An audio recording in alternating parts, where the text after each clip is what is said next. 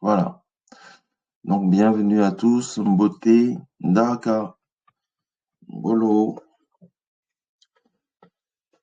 Alors, tout le monde va bien? On va très bien. Ah, c'est super. Moi, vous l'entendez à ma voix. J'ai une voix un peu rock. Comme ça, j'ai attrapé une trachéite. Depuis une semaine, là, bon, ça va mieux. Donc, j'ai une voix un peu rock. Mais bon, ça, vous m'entendez bien quand même. Oui, on vous entend très bien. C'est parfait. Donc là, il y a Alex, il y a Eva qui est là, Willy, et donc les autres, on va attendre une minute encore pour voir s'ils se connectent. Aujourd'hui, on va aborder en fait enfin l'histoire du conflit entre Ouzir et Souté. Donc vous avez bien compris, je veux parler d'Osiris d'après les Grecs et Seth. Donc c'est des noms qui ont été transformés au contact des Grecs avec la spiritualité égypto-nubienne des Kemtiou. Parce que dans les textes, on a vu que ces personnages-là, on les appelle vraiment d'après leur nom hiéroglyphique. Osiris, c'est Ouzir, représenté par le trône et l'œil, et c'est tout. C'est Seth, donc Seth, c'est tout, qui lui est représenté, on avait vu aussi, par un long nez, un nez d'un animal qu'on peinait à définir, en tout cas que les scientifiques peinaient à définir encore aujourd'hui, mais qui se rapprochait à un animal qu'on avait vu la dernière fois, que je crois que c'est l'Ectérope. Il a des oreilles aussi dressées, un peu carrées. Et je crois que je sais plus qui avait dit qu'il ressemblait à un tatou. Je crois que c'était Alex. Il disait qu'il ressemblait à un tatou. Donc voilà, ces deux personnages-là sont des personnages qui sont issus de, de la suite de l'Énéade d'Héliopolis, comme on avait vu, comme vous voyez à l'écran là. On avait vu tous les personnages et tous les dieux qui se rapportaient en fait à ce concept, à cette vision du monde par les anciens Égyptiens. Puisque le démiurge, on avait vu qu'il émergeait d'un espace qu'on appelait le Noun et s'était auto-engendré et puis après avait engendré par ses manifestations les autres divinités qui étaient représentées par l'air, l'eau, la terre et le ciel, c'est-à-dire Shu, Tefnut, Geb et Nut. Et de là, il y a un déploiement vers l'humanité. Donc, commençant par Osir,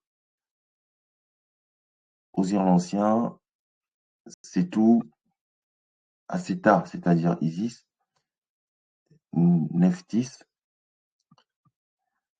et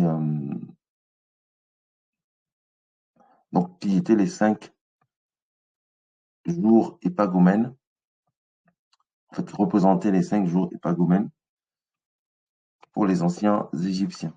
Donc voilà, je fais une petite introduction comme ça pour nous permettre de nous remettre dedans, puisque la semaine dernière, on n'était pas dedans, on n'était pas là. Et c'était pour voir aussi si soit Jaden allait se connecter ou pas. Donc, comme j'ai pas eu de message d'eux, on va quand même commencer. Alors, et aujourd'hui, on va lire un petit peu les histoires sur Seth et Osiris, sachant que j'ai acheté un livre de Plutarque. Plutarque, c'est un historien qui a vécu en Grèce. euh, je crois que c'était 400-500 ans avant notre ère, qui a traité vraiment de l'histoire d'Osiris et Isis, avec les conflits entre Seth et lui, et Osiris et tout ça. Mais j'ai trouvé que ce livre était un peu trop grécisé, parce que les noms ont été changés, etc. Ça nous aurait un peu embêté de faire à chaque fois des correspondances. Parce que Seth était devenu Typhon, etc. Donc, je vais m'appuyer sur un autre livre qui parle des mythologies égyptiennes et on va essayer de puiser dedans quelques éléments. Parce qu'on va pas tout lire, ce sera trop long, trop fastidieux. C'est pas le but. Nous, ici, on, on veut échanger sur des choses à partir de la documentation, certes, mais on va pas lire tout dans le détail. Ce que je vais vous proposer, c'est que je vais vous projeter les, les documents et on va lire un peu en lecture rapide, quoi, en diagonale, en essayant de trouver les mots-clés, tout ça, le sens qu'on peut donner aux choses et que vous pourrez interpréter par vous-même. Parce que l'objectif ici, c'est que vous ayez vous-même votre propre interprétation des choses et qu'on échange ensemble. Moi, je suis un curieux, un passionné de la mythologie, un peu comme vous, là. Vous vous intéressez aux choses, mais on ne fait pas quelque chose d'universitaire ou de scientifique, quoi. L'idée, c'est quand même le partage, mais sur de la documentation, pas on a dit que, j'ai appris que, etc. Non, c'est sur de la documentation. Donc, c'est ce qu'on va faire un peu aujourd'hui. Bienvenue aux autres, Beauté, Charis, euh, Beauté, Naëli. Donc, on va entamer. Beauté. Alors, je vais voir pour partager. Déjà, je vais voir si je peux accéder à mon livre. Oui. Et le partager. Comment je fais pour partager? Partager mon écran. Ça va être celui-là. Partager l'écran. Voilà. Donc, je pense que vous voyez l'écran. Vous voyez. Vous voyez l'écran. C'est assez lisible avec. Ah mince, je suis passé plutôt en arrière. Voilà. Vous voyez l'écran. Il est marqué sa compagne Isis, sœur et épouse. Bien entendu, là, on parle d'Osiris. Hein. Donc, on va lire. Aujourd'hui, ça va être de la lecture et des échanges. Alors, comme je suis en partage d'écran, donc je ne vous vois pas, comme d'habitude, je vous invite à interagir, à m'arrêter, à poser des questions. Moi, je vais vous en poser pour qu'on puisse échanger. La façon de le faire, c'est que comme il y a beaucoup de choses à lire, je vais commencer par lire moi, et puis par moment, je vais demander à d'autres personnes de lire et qu'on s'arrête après chaque paragraphe pour sortir les éléments intéressants qu'on a pu observer dans le texte. Ça vous va? Oui. Puisqu'il n'y a pas de réponse, je considère que c'est oui, ça vous va. Donc là, je pars d'un livre qui est un livre que j'ai acheté sur Amazon, donc Kindle, c'est un livre numérique, parce que j'ai un compte Kindle qui permet de télécharger des livres numériques quand on les achète. Et donc c'est un livre qui parle de la mythologie égyptienne. Donc il y a toute la mythologie égyptienne dedans. Et comme nous on est rentré par la petite porte, eh ben, on a remonté la pente et là on s'intéresse vraiment à l'histoire d'Osiris et Seth.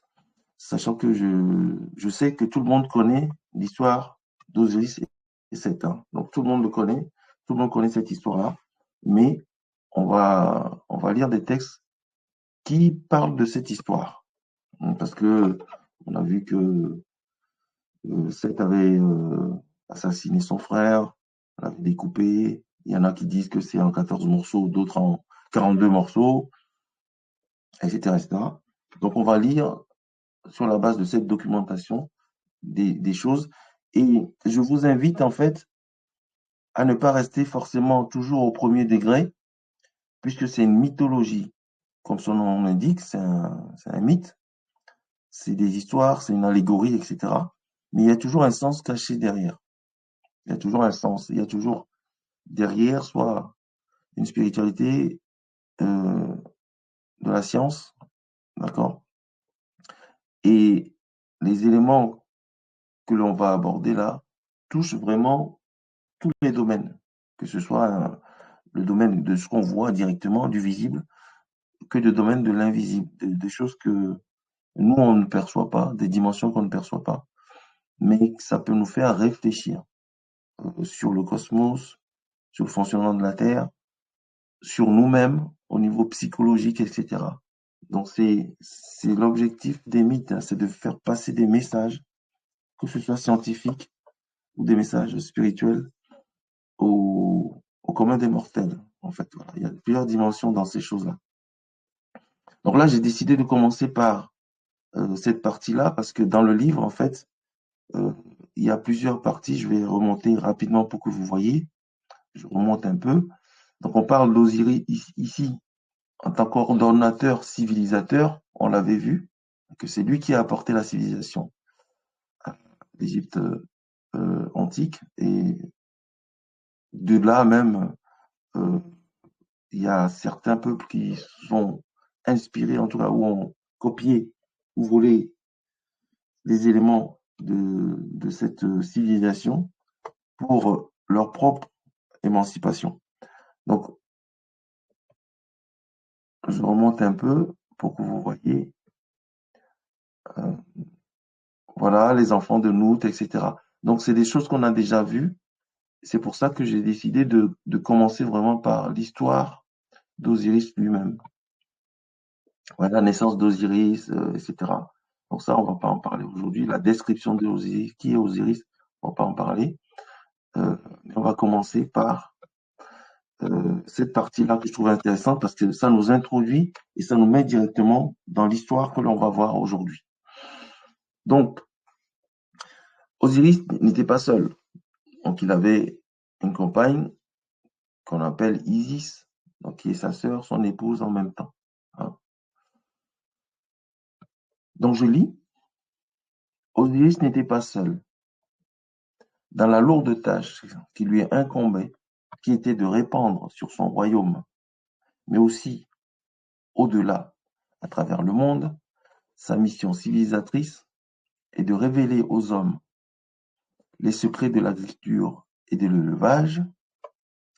Il était secondé par celle qui était à la fois sa sœur, son épouse, la grande reine Isis, fidèle protectrice de celui qui présidait aux destinées du double pays. Elle éloignait ses ennemis, notamment Seth. Elle veillait sur sa terre d'Égypte tandis qu'il s'absentait pour porter plus loin sa sagesse. Dame et souveraine, elle protégeait le spectre et l'autorité de son époux. Donc, cette première partie, est-ce que quelqu'un voudrait bien le commenter? Est-ce que ça va? Est-ce que vous avez compris? Est-ce que quelqu'un voudrait bien commenter cette première partie qui, qui parle d'Osiris et la relation qu'il avait avec Isis? Donc, je vous laisse intervenir si vous le voulez. Il y a quelqu'un qui va intervenir? Non? En fait, ce que je viens de comprendre, c'est par rapport à quoi déjà? Sa, com- sa compagne, Isis, sœur et épouse. Mhm. Et Qu'est-ce que- Mhm. Et là, à ce que je vois, on nous dit dans le livre Oui, qu'il n'était pas seul dans sa lourde tâche. Et oui, après, le reste, je sais plus. d'accord. Mais donc, ok. Euh, vous voyez toujours l'écran quand même, hein? Oui, toujours. Ouais.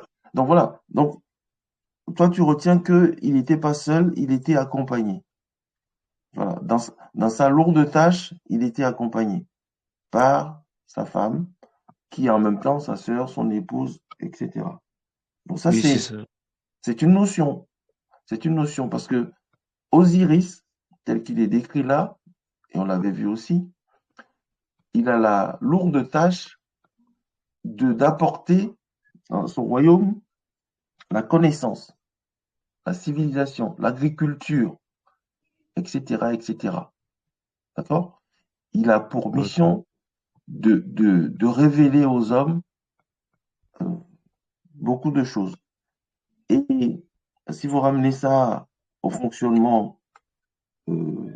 fonctionnement d'aujourd'hui, ou en tout cas des communautés, eh bien, souvent, les grands hommes ont toujours à côté d'eux une grande femme pour les accompagner dans leur démarche. On fait mieux des choses, on fait de meilleures choses que quand on a à côté de soi quelqu'un qui est dans la complémentarité et qui nous permet de nous sublimer, voilà, d'aller de l'avant. Donc, il y a cette première lecture que l'on peut avoir à partir de ces textes-là. Donc, c'est ce genre de réflexion sur lequel je voudrais vous amener. Euh, En lisant les textes, il y a le premier degré comme ça, parce que quand on dit sœur et épouse, etc., euh, c'est sa sœur de cœur. Hein, c'est comme, euh, je crois qu'il y a un, un professeur, qui s'appelle Kouvirek Miré, qui avait donc décrit un peu les, les personnalités d'Isis et qui le considérait que euh, dans un couple, dans un couple kamite, la femme était en même temps la sœur idéale, l'épouse idéale, la fille idéale. Donc, on retrouvait dans la femme toutes les composantes de ce qu'est une femme, en fait. Vous voyez? Donc, c'est pas justement juste une dimension là où on est entre. On a une lecture comme ça en disant oui, c'est mon frère, c'est ma sœur. Non, c'est que c'est plus profond que ça. C'est-à-dire que quand on est avec quelqu'un, eh ben, cette personne représente tout pour nous. Donc, c'est ces choses-là qui sont déjà décrites dans les textes, parce que les textes qu'on est en train de lire là, c'est pas parce que c'est dans ce livre-là traduit que c'est récent.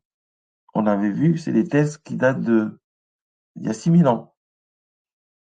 Donc déjà, 4000 ans avant notre ère, 3500 ans avant notre ère, ces textes-là étaient soit dans les pyramides, gravés dans les pyramides, soit dans les sarcophages, et plus tard sur les papyrus. Donc c'est des textes très anciens. Donc c'est une philosophie, une sagesse très ancienne. Donc voilà, je m'arrête là sur ce premier paragraphe et j'enchaîne s'il n'y a pas d'autres intervenants. Donc n'hésitez pas à intervenir parce que ça va aller vite. Hein. Donc, Osiris était accompagné et il avait la charge de présider le royaume, notamment, il y a une notion ici qu'on avait vu aussi, le double pays, hein, c'est-à-dire la haute et la basse Égypte. Tout ça, ça nous permet aussi de réviser un peu tout ce que on a abordé, tout ce qu'on a vu. Donc, l'éclat, donc son éclat égalait celui d'Osiris, c'est-à-dire que là, on parle d'Isis. Hein. Donc, son éclat égalait celui d'Osiris, grande, majestueuse, d'une beauté verdoyante qui rappelle la tendresse des pousses dans les champs ensemencés. Elle emplissait le palais d'une lumière étincelante quand elle y paraissait. Les nuages l'aspergeait d'une délicate rosée parfumée quand, coiffée d'un bandeau et d'une couronne bleue, elle sortait du palais en procession. Ses sujets s'inclinaient devant la maîtresse de tous, la dame du palais, la souveraine du double pays. Et bien qu'Osiris fût absent, les rebelles se repliaient au-delà des frontières, les dissidents se taisaient. Donc là, on décrit le pendant d'Osiris. Donc Osiris, qui est là, il préside, mais quand il n'est pas là, c'est sa femme Isis, dans toute sa splendeur, qui règne sur le pays. Donc là, déjà, on a deux fonctions en un. C'est-à-dire que l'un peut être l'autre et inversement. OK. Est-ce qu'il y a un commentaire de quelqu'un sur ce paragraphe d'Isis?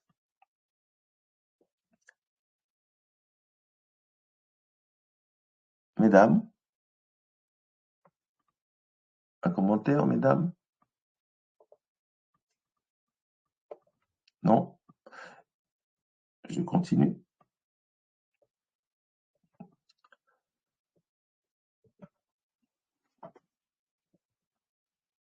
Donc, reine à l'autorité affirmée, elle n'en était pas moins une douce et fidèle amante.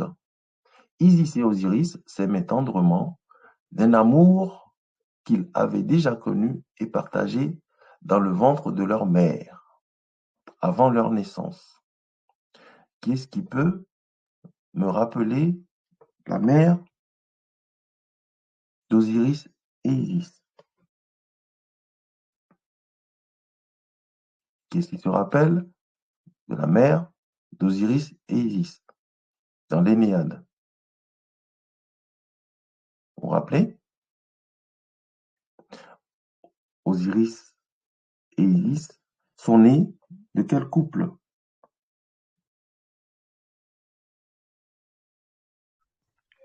Attends, je pense que la mère d'Osiris, elle s'appelle Nout. Oui. Et Et celle d'Isis? oui, attendez, et celle.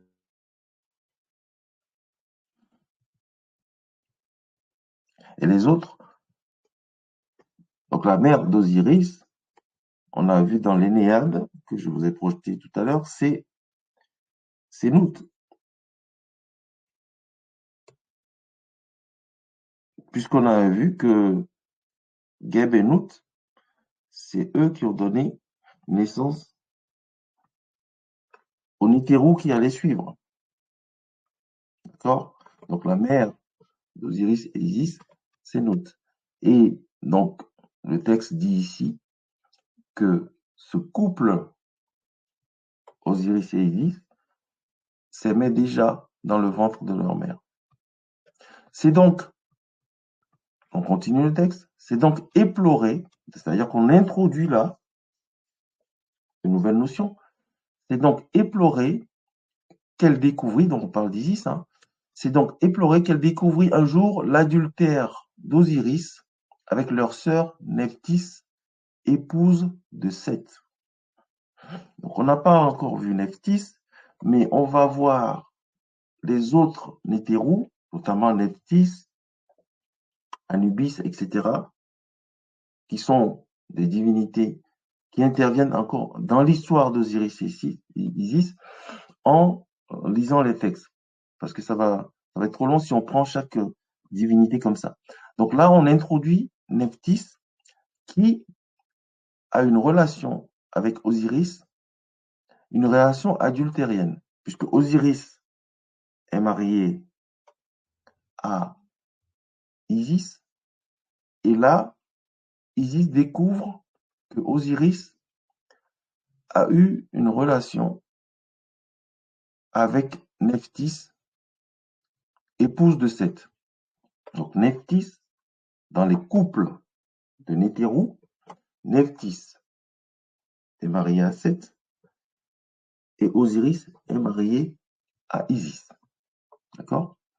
Donc, Ce fut son père Geb qui l'a trouvée éplorée, couverte de poussière, la robe souillée. Elle avait trouvé une guirlande végétale de mélilot, parure d'amour laissée par Osiris chez Nephthys.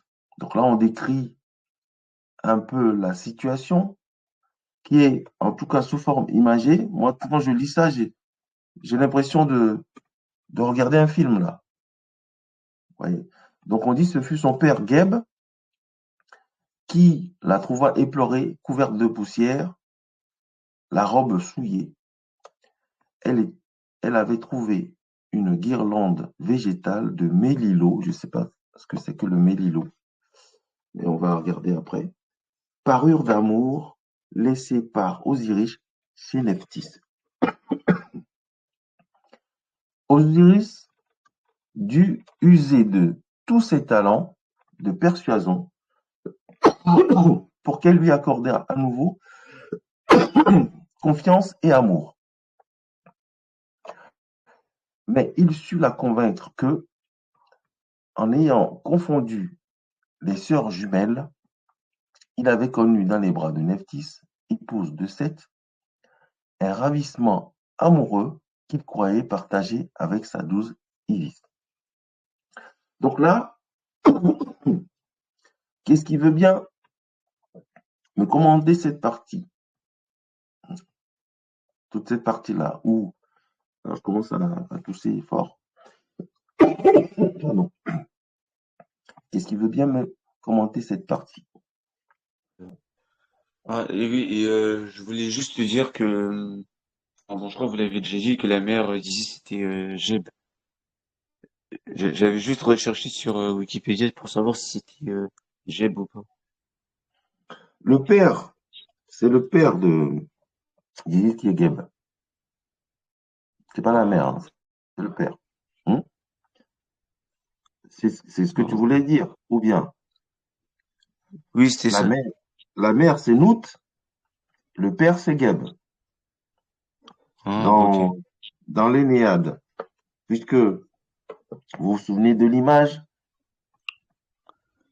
Oui, Geb et Nout sont séparés par Chou. Hmm. Le ciel et la terre sont séparés par Chou, qui est l'air. On avait vu cette thématique-là. Et donc, c'est des rappels. C'est-à-dire, ça te permet, quand tu lis et que tu connais un peu euh, la chronologie des choses et l'agencement des choses, tu sais qui est qui. Donc là, on a parlé de la mère d'Osiris et Isis, en disant que ce couple-là s'aimait déjà d'un amour fort dans le ventre de leur mère. La mère, c'est Nout. On avait vu. Et là, on parle du père, Geb, quand qu'il s'est rendu compte, ou quand il a trouvé sa fille Isis, il pleurait parce que Osiris avait eu une relation adultérine avec Nephthys. Puisqu'en fait, les Nitirou sont des couples, parèdres, sont des couples. Il y a Osiris et Isis, qui sont un couple, et il y a Seth et Nephthys, qui sont un autre couple. Et dans le texte qui est ici, on voit que Osiris a une relation avec Nephthys, Isis était peinée par ça, était éplorée par ça, et Osiris l'a convaincu que, eh ben, en fait, il a confondu Nephthys et elle. C'est ce qui est écrit là, hein. Il a confondu les sœurs jumelles. Donc, il, il a confondu Nephthys et elle parce qu'il avait retrouvé dans la relation avec Nephthys la douceur d'Isis. C'est ce qui est partagé, c'est ce qui est écrit là. Mais en fait, c'est un drame en même temps. C'est un drame parce que là, on nous évoque des choses pour que nous, on comprenne un peu comment ça se passe dans la vie, concrètement. Mais derrière, il y a des significations que l'on n'a pas ici. Mais ça montre là des relations entre les humains. Comment ça se passe entre les humains? Quand un mari trompe sa femme, forcément, ou inversement, ça crée toujours des histoires, des tensions. Mais ici, on dit que, eh bien, le couple Osiris-Isis, en fait, a dépassé ça, puisque Osiris a dû user de ses talents pour convaincre Isis que, ben, il a fauté, certes, mais il avait des circonstances atténuantes, en fait, puisqu'il a confondu les deux sœurs. Donc, je ne fais que, il y a pas, j'ai pas d'autre interprétation que ce que je vois à l'écran, hein. D'accord? Est-ce que il y a quelqu'un qui veut commenter? Dites-moi, mesdames, vous ne parlez pas, il faut intervenir et je veux avoir votre compréhension du texte et votre sentiment sur les sujets. Ça va pour vous? Au moins, si ça va, dites-moi oui.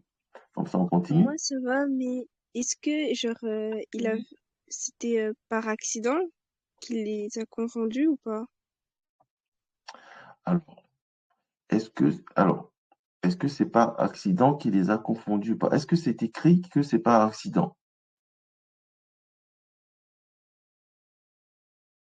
Donc, le texte que l'on voit, Eva, c'est Eva qui est intervenue, je crois. C'est Oui, Eva? Donc, Eva. Donc, tu dis, est-ce que c'est par accident que Osiris a confondu Isis à Nephthys? C'est ça ta question? genre s'il a fait exprès ou pas. Pardon? Oui, non, c'est ça, c'est ça. Non, mais j'ai pas compris ta réponse, en fait. Dis-moi. Ma question, c'était oui, s'il avait fait exprès ou pas. Ah, ben le texte ne nous le dit pas. Mais excusez-moi, ce que le texte nous dit, c'est que pour sa défense, euh, Osiris dut user de tous ses talents de persuasion. Donc ça veut dire que tous ses talents de persuasion, donc c'est quelqu'un de convaincant. Il a usé de ses talents de persuasion pour convaincre Isis de lui accorder à nouveau la confiance et l'amour. Parce que quand tu perds la confiance de quelqu'un qui t'est très cher, eh bien, si tu veux continuer à être en relation avec cette personne, mais tu as intérêt à regagner sa confiance et son amour. Et Osiris avait ce talent-là. Enfin, c'est ce qui est écrit ici. D'accord? Donc, on dit qu'il a su convaincre donc Isis qu'il a confondu les sœurs jumelles. Donc, il était convaincu qu'il était dans les bras de Nephthys. Voilà, c'est ce qui est écrit. Donc, alors, c'est-à-dire que chacun va interpréter en fonction de son vécu, en fonction de ce il a pu voir comme film, etc. Mais c'est le drame de la vie, ça, qu'on nous explique. Vous comprenez? C'est le drame de la vie. Donc, je continue. S'il n'y a pas d'autres interventions. Donc, de l'union adultérin entre Osiris et Nephthys naquit Anubis. Anubis a un rôle très important dans l'histoire. On le verra plus tard. Donc, Anubis a été abandonné par Nephthys, qui avait peur de la colère de Seth. Parce que Seth, on a vu, je ne sais pas qui avait dit la dernière fois, je crois que c'est Charis, que c'est un perfide, un ambitieux, un colérique. On a vu que c'était quelqu'un pas tendre du tout, hein, le méchant. C'est lui qui fait le méchant dans le film. Seth, c'est lui qui fait le méchant dans le film. Et donc, Nephthys a eu peur que Seth se rende compte de cette supercherie et a caché l'enfant qui est né de l'union adultérin entre Osiris et Nephthys. Il l'a caché pour que Seth ne le découvre pas. Mais on est toujours dans l'histoire. On voit ici que l'enfant fut retrouvé et élevé par Isis, dont il devint un fidèle compagnon, guide et gardien de la déesse. Donc vous comprenez que là, Anubis a été caché à Seth par Nephthys, mais c'est Isis qui l'a recueilli et qui l'a élevé.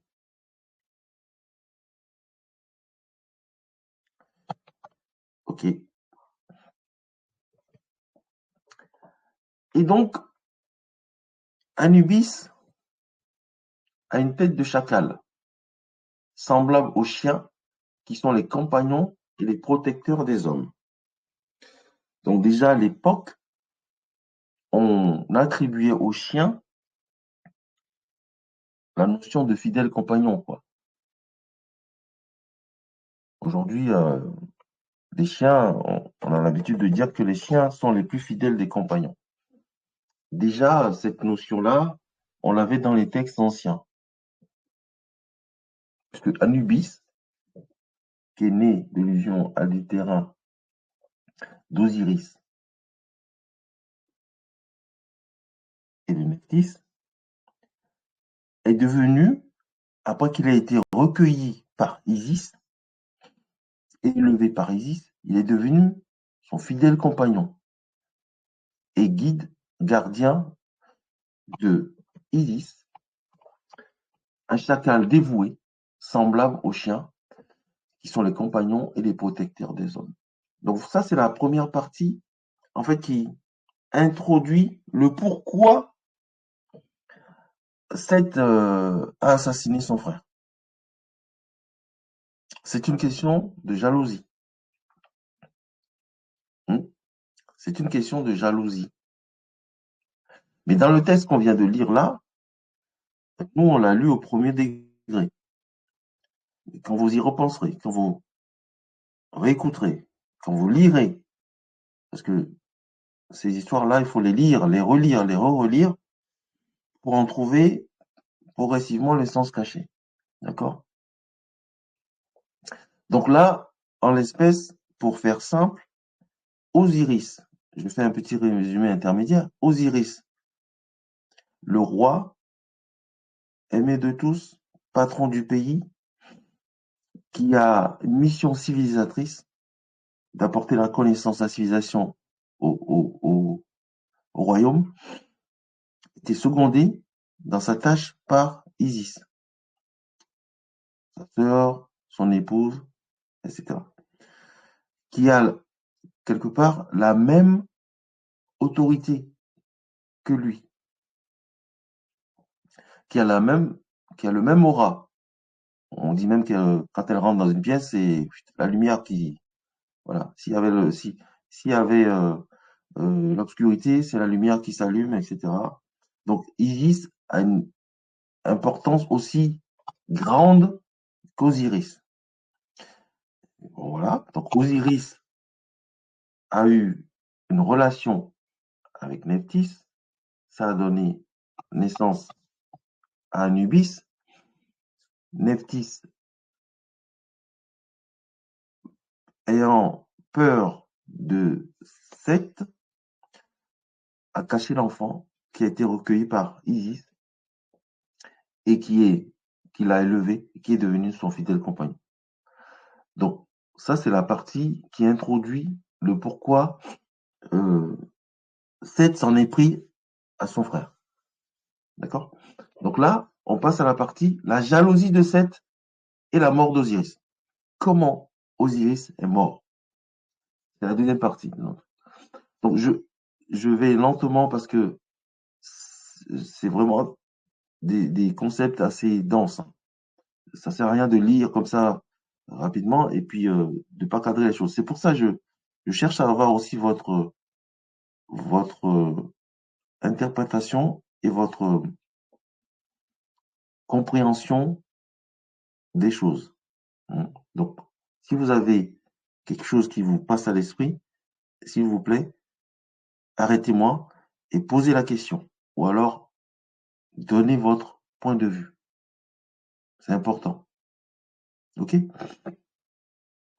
Donc, je continue. Alors, alors, je vais peut-être demander à quelqu'un de lire parce que pour faire reposer ma voix. Vous avez entendu que je, je tousse de plus en plus et je vais demander à quelqu'un de lire le premier paragraphe jusqu'à la reine d'Éthiopie.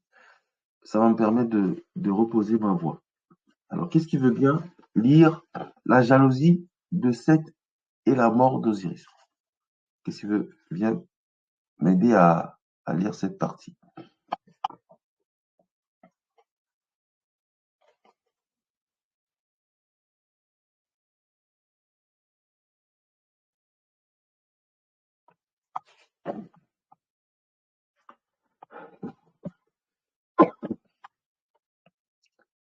Personne ne veut lire? Moi, je veux bien lire La jalousie de Seth et la mort d'Osiris. Ben, c'est parfait, Alex. On t'écoute. Alors, Seth, face à ce frère Alors, doté de toutes les, oui, de toutes vas-y. les qualités. Enfin, attendez, je recommence. Oui, il faut Seth, lire face à... posément et articule posément. Vas-y. Ok. Seth, face à ce frère doté de toutes les qualités, de tous les honneurs et de tous les bonheurs, était rongé par la jalousie et dévoré du sombre désir de mettre fin au jour de ce dernier. Hanté par l'image de ce frère qui éclairait les genres de sa présence lumineuse, il n'eut de cesse d'imaginer un complot pour se débarrasser de lui à jamais et s'adjoignit le soutien d'une reine venue d'un autre désert au-delà des sources lointaines du fleuve, la reine d'Éthiopie. Il convient, il convia donc des amis à un banquet somptueux. Au centre de la pièce, les convives découvrirent un coffre si magnifiquement ouvragé que chacun se prit en secret à le convoiter. Les meilleurs artisans du pays y avaient travaillé. L'or, la pâte de verre et les pierreries les plus précieuses et les plus rares. Habillaient le bois doré incisé de traits fins y traçaient les artifices les plus extraordinaires, jetant des étincelles vertes et bleues dont les convives ne pouvaient détourner leur regard. La fascination qu'exerçait sur eux ce coffre était telle que certains, on le sentait, étaient prêts à tout pour obtenir ce chef-d'œuvre, refusant l'idée qu'il pût passer d'autres mains que les leurs. Merci. C'était On va d'abord faire un petit point d'arrêt ici sur cette partie que tu viens de lire, euh, Alex. Donc, ouais, comment la jalousie de cet aîné et qu'est-ce qu'il a fomenté, qu'est-ce qu'il a mis en œuvre pour piéger Osiris.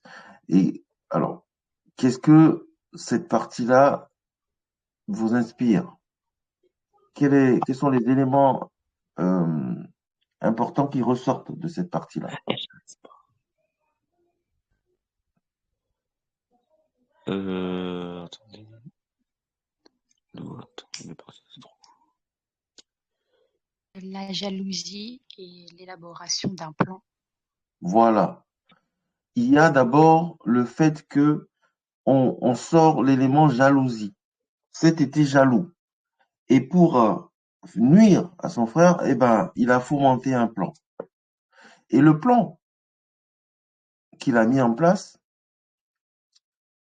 on a commencé à le lire ici, c'est que, vous voyez, il a fait appel aux artisans du pays pour construire un coffre, si magnifiquement ouvragé, magnifiquement décoré par quoi?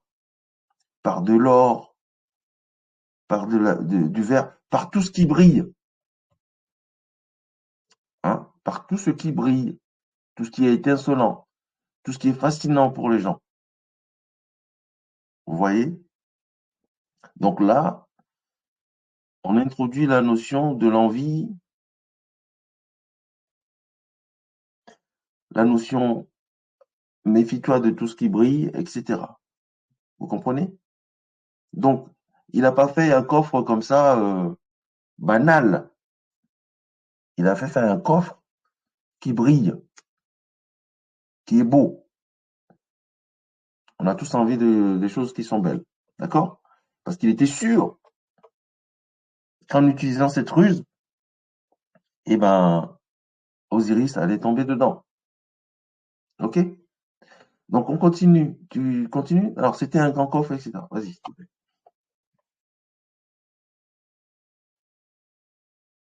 Ah, attendez. Habillé, le bois doré incisé de traits fins y traçait les artifices les plus extraordinaires, jetant des étincelles vertes et bleues dont les convives ne pouvaient détourner leur regard. La fascination qu'exerçait sur eux ce coffre était telle que certains, on le sentait, étaient prêts à tout pour obtenir ce chef-d'œuvre, refusant l'idée qu'il pût passer en d'autres mains ce que les leurs. C'était un grand coffre aux proportions élégantes, pouvant accueillir un homme de très grande stature, voire un dieu. Entouré d'une suite majestueuse de 72 hommes, Seth accueillit ses convives et leur proposa un jeu. Serait maître du coffre celui qui, s'y allongeant, le trouverait à sa taille. Son frère Osiris était parmi les convives. À tour de rôle, chacun s'y glissa, s'y allongea, s'étirant au maximum pour tenter de le remplir de toute sa hauteur.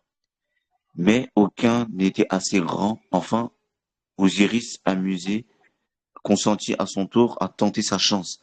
Le coffre était à ses mesures exactes. Voilà. Donc, un coffre d'une proportion élégante et très grand de stature. Donc, qui pouvait accueillir un dieu. Voilà.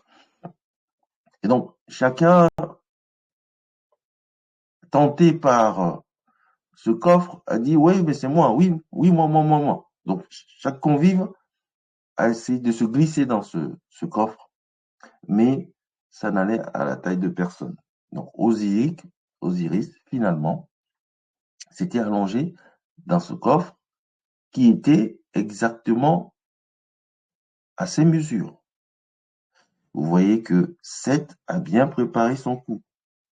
Donc, il connaissait exactement les mesures d'Osiris et il a fabriqué un coffre à ses mesures. Ça va? Est-ce que ça vous inspire quelque chose, cette partie-là?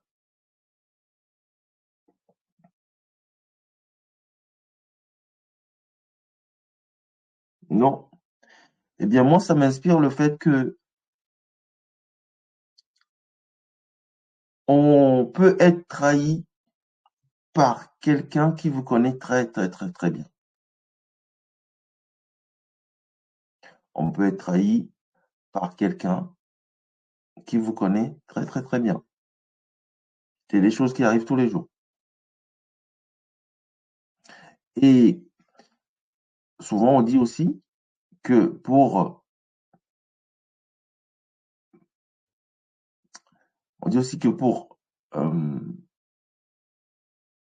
je vais donner l'exemple dans le contemporain. Est-ce que vous connaissez Thomas Sankara? Oui, Alors, qui est-ce qui a dit oui? C'est Eva? et William. William. Ah, je ne voyais pas. Donc, William, tu connais Thomas Sankara. D'accord? C'est qui?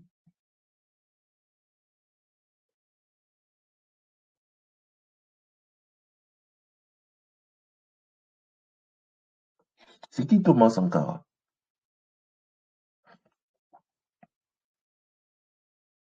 Tu as peut-être entendu parler de lui sans vraiment le connaître, c'est Non, non, ça? c'est bon. Pardon? J'ai déjà entendu parler. C'est ça. Donc, tu as déjà entendu parler de Thomas Sankara. Thomas Sankara, c'est un révolutionnaire burkinabé. D'accord? Un homme qui a voulu s'élever contre l'impérialisme français et qui a fait une révolution dans son pays, le Burkina, et qui a voulu sortir le pays du joug de la France. Eh bien, devinez par qui il a été trahi. Il a été trahi par son meilleur ami, Blaise Compaoré, qui l'a fait tuer et qui a pris sa place au pouvoir. Donc ça, c'est un exemple contemporain du drame d'Osiris et Seth. Si on doit le rapporter à des choses euh, contemporaines que vive encore l'Afrique aujourd'hui, c'est ce genre de choses. Vous voyez? Donc on dit ici que Osiris a été piégé par Seth parce que Seth le connaissait très très bien et avait créé un coffre à sa mesure. Donc on continue. Vas-y, Ali, termine jusqu'à la fin, là, jusque pour les dieux. Euh, attendez. Mais avant qu'il eût le temps de se redresser, les 72 hommes qui entouraient Seth se précipitèrent sur lui. Ils rabattirent le couvercle, le fermèrent à l'aide des gros clous et le scellèrent avec du plomb fondu. Soulevant le coffre et suivant les ordres de Seth, ils le jetèrent dans un bras du fleuve. Le coffre s'éloigna lentement et descendit le cours jusqu'à la mer. La conjuration avait réussi. Osiris ne régnait plus sur le double pays. Certains disent que son règne aurait duré 4 siècles, d'autres 28 ans, à l'image d'une lunaison, car les jours des hommes sont des années pour les dieux. Voilà. Merci, Alex. Donc voilà. Je crois qu'on va arrêter pour aujourd'hui parce que les, les informations qui viennent au fur et à mesure sont assez importantes et ça construit en fait l'histoire allégorique, philosophique, politique de l'ancienne Égypte. Et cette histoire-là, on peut la transposer complètement à ce qui se passe en Afrique aujourd'hui. Donc c'est important qu'on prenne le temps de lire partie par partie ce texte initiatique, on va dire ça comme ça, qui a des ramifications vraiment insoupçonnées dans toutes les dimensions. Et vous voyez ici qu'à la fin du texte, à la fin du texte, on nous dit quoi? On nous dit que Seth avait réussi son coup. D'accord? Il avait réussi son coup. Il a réussi à tuer Osiris. C'est-à-dire que à ce stade-là, Osiris, il est resté enfermé dans son coffre. C'est-à-dire qu'il n'a pas tué en lui tapant dessus à ce stade. Il a juste enfermé vivant. Il a enfermé vivant. Et il a balancé dans le fleuve. Et on nous dit, certains disent que le règne d'Osiris aurait pu durer des siècles, voire 28 ans, à l'image d'une lunaison.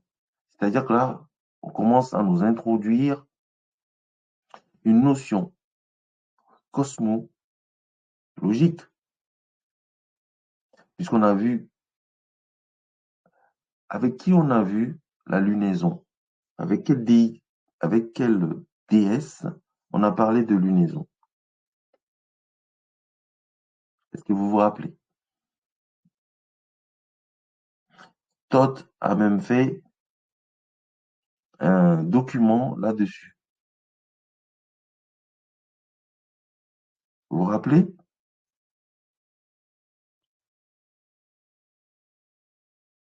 Non, vous vous rappelez pas? Vous vous rappelez pas de Bastet?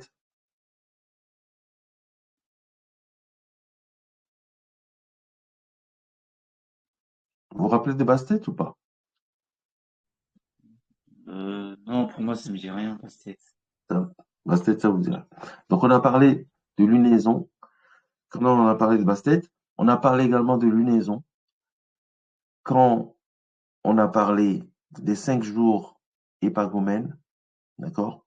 Les 5 jours épagomènes étant les jours d'Osiris, Isis, Seth, Nephthys et Horus l'Ancien. Mais alors, c'est des notions là qu'on introduit, mais c'est de la cosmologie. C'est, en fait, derrière, il y a un sens caché, c'est qu'il y a de la science derrière. Donc, on dit ici que Osiris, en fait, comme on l'avait vu quand on a parlé d'Osiris dès le départ, Osiris, c'est le Dieu éternel. On en avait parlé. C'est le Dieu éternel. C'est-à-dire, certains disent que s'il n'avait pas été enfermé dans son coffre et jeté dans le fleuve, son règne aurait pu durer des siècles et des siècles et des siècles. Car ils disent que les jours des hommes sont des années pour les dieux. Les jours des hommes sont des années pour les dieux. C'est-à-dire que nous, on ne peut pas s'imaginer la durée du, du déploiement de l'univers. C'est-à-dire que pour notre esprit, c'est trop, c'est-à-dire qu'on ne peut pas, c'est trop complexe. C'est comme si, je vais vous donner un exemple, si je vous dis que l'univers, le premier signe qu'on a trouvé dans l'univers remonte à 13,5 milliards d'années. 13,5 milliards d'années. Est-ce que vous êtes capable de vous imaginer ce que ça représente 13,5 milliards d'années? Non, vous ne pouvez pas vous représenter ce que c'est que 13,5 milliards d'années. Eh bien, c'est de cet ordre-là. Quand cette allégorie-là, quand on parle des choses, on essaie de les imager pour que nous, nous qui écoutons, nous puissions nous le représenter. Ce texte-là, par cette dernière partie, introduit vraiment une notion cosmologique.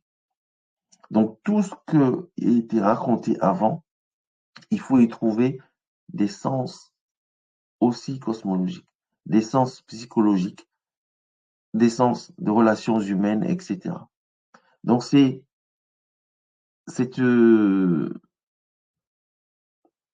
un texte qui est fondateur, en fait. C'est un texte fondateur, ce que vous êtes en train de lire là. Vous vous en rendez peut-être pas compte, mais c'est un texte fondateur.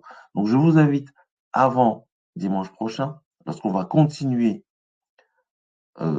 sur la façon dont Osiris a été retrouvé après, etc., à revoir ce qu'on a vu aujourd'hui, à réécouter les 2 textes qu'on a lus. D'accord? Parce qu'il faut vous imprégner de ça. Parce qu'il y a plusieurs dimensions à ces textes-là. C'est des textes d'une sagesse infinie. Chaque mot peut être vraiment décortiqué. D'accord? Donc voilà. Donc là, on commence à introduire, à rentrer dans l'histoire vraiment d'Osiris et Seth et les ramifications qu'il peut y avoir, qu'il peut y avoir derrière. Donc on va arrêter là parce que c'est déjà pas mal. Euh, la relation entre Isis et Osiris, des nouveaux couples, Seth, Nephthys, une nouvelle divinité qui est apparue, qui est Anubis, la relation qui commence à se construire entre ces différentes divinités et ce que ça nous traduit au niveau cosmologique et au niveau du comportement humain. Donc voilà, je vais m'arrêter là pour aujourd'hui. Et comme d'habitude, j'aimerais bien avoir, au vu de ce qu'on a vu et des commentaires qui ont été faits, qu'est-ce que vous, chacun, me dire ce qu'il retient des tests qu'on a lus. J'ai pas dit de tout dire, mais au moins, qu'est-ce qui vous a le plus, qu'est-ce qui a résonné le plus en vous? Et puis voilà, on va conclure sur ça. Donc, j'aimerais que chacun me dise un peu ce qu'on a pu lire aujourd'hui, qu'est-ce qui l'a, qu'est-ce qui l'a un peu interpellé, en tout cas, ou quelle est la notion qu'il va retenir de de ces deux paragraphes qu'on a lus. Je vous laisse la parole pour la conclusion. Qu'est-ce qui veut bien commencer?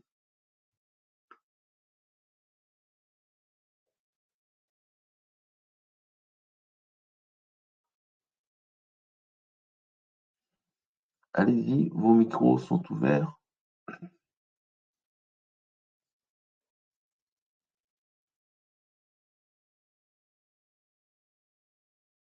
Charis?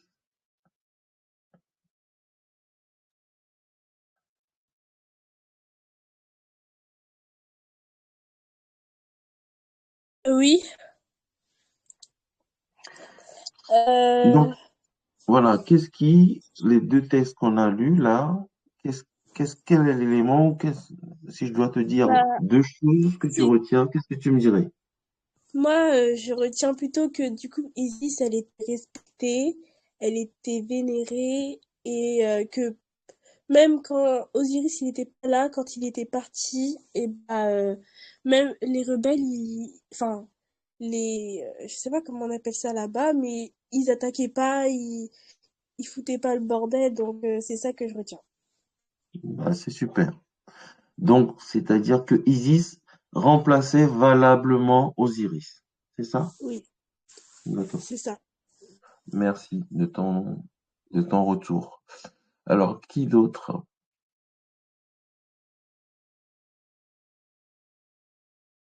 Allez-y, allez-y.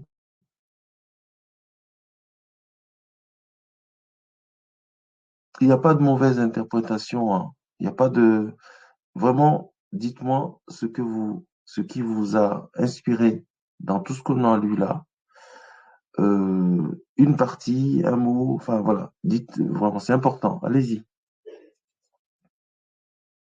Moi, Willy.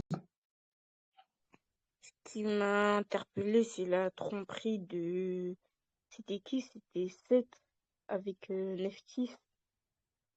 Non, c'est Osiris Ah, qui a Osiris trompé. avec... Voilà. Osiris a trompé Isis avec Nephthys, Nephthys. sa sœur jumelle. Donc ça t'a interpellé. Oui. Alors, oui, mais comment? Qu'est-ce qui, si tu devais mettre un adjectif dessus, c'est quoi exactement ton interpellation?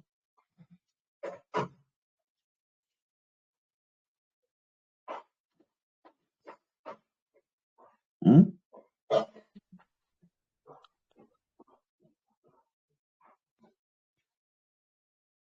Essaie de me décrire un peu euh, ton ressenti.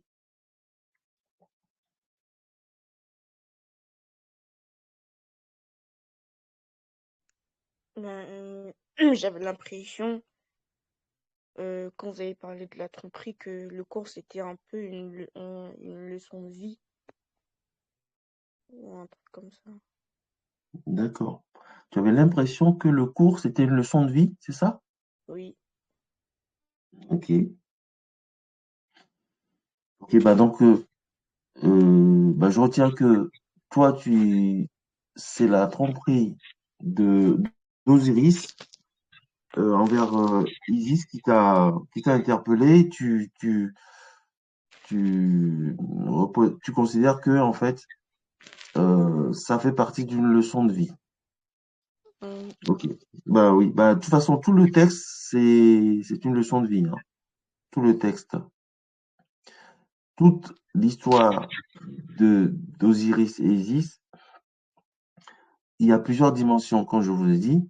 Et là, tu touches du doigt une dimension qui est plus proche de nous, en fait, que l'on retrouve dans nos relationnels.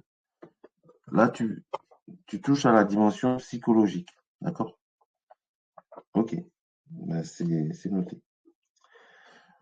Alors, après, Naïli, Eva, voilà. Donc, il reste Alex, Naïli, Eva.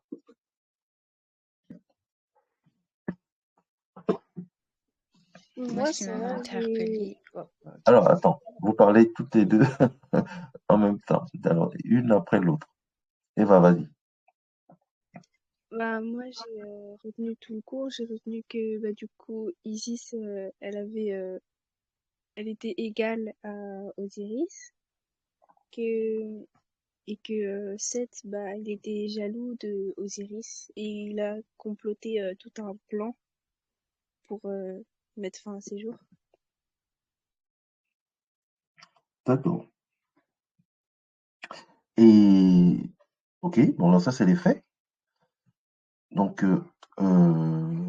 mais, mais encore, ça t'évoque quoi d'autre?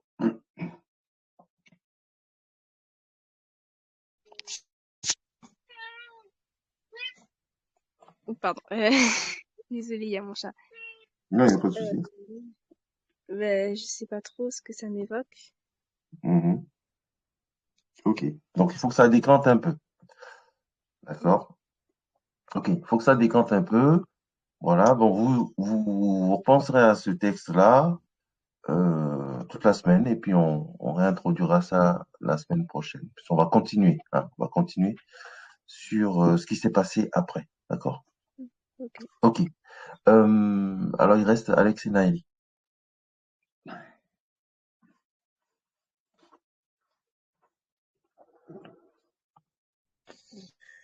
Euh, En fait, ce que j'ai retenu dans cette histoire par rapport à la jalousie, ce que j'ai retenu, c'était que comment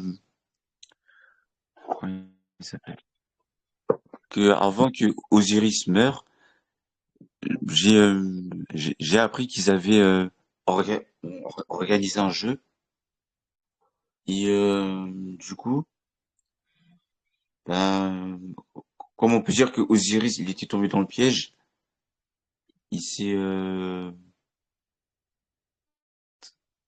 comment résumer ça? Ça veut dire qu'il ne régnait plus, il régnait plus du tout Osiris du coup. Il a perdu le trône. Oui, voilà. D'accord.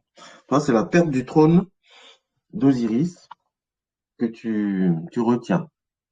Il est tombé dans le piège de son frère et il a perdu le trône. Oui, parce que son frère avait organisé un jeu et du coup, comme Osiris l'a accepté, il a perdu son trône. D'accord. Ok. Et tu peux en tirer quel enseignement alors? Euh, alors, ce que je peux en retirer, je peux en retirer que, je sais plus. Hmm. Ok. Mais donc là déjà, donc toi tu, con- tu les faits sont les faits. Donc, pour toi, le fait que Osiris ait accepté de rentrer dans le coffre, donc de rentrer dans le jeu de son frère, ça Oui. a amené son frère à aller au bout de son complot. Et de fait, Osiris a perdu le pouvoir, a perdu son trône. Voilà, c'est ce que tu viens de dire, ce que j'essaie de reprendre. D'accord? C'est ça. Ok. Bon, bah c'est bien. Et enfin, Naïdi, on aimerait avoir ton retour. Du coup, ce qui m'a marqué, c'était la, la jalousie de Seth et une sorte de trahison, enfin, l'élaboration de plan qu'il a fait contre Osiris. Et, et l'adultère, ce qui m'ont marqué. D'accord. Donc, il y a l'adultère, là, il y a la jalousie, l'élaboration d'un plan pour éliminer Osiris, et puis l'adultère. D'accord. Eh bien, c'est bien. Écoutez, c'est parfait. Donc, je vous invite à vous imprégner de cette histoire parce que ça a des ramifications. C'est une histoire allégorique, euh, cosmologique, philosophique, vraiment qui a des ramifications vraiment très, très, très insoupçonnées. D'accord.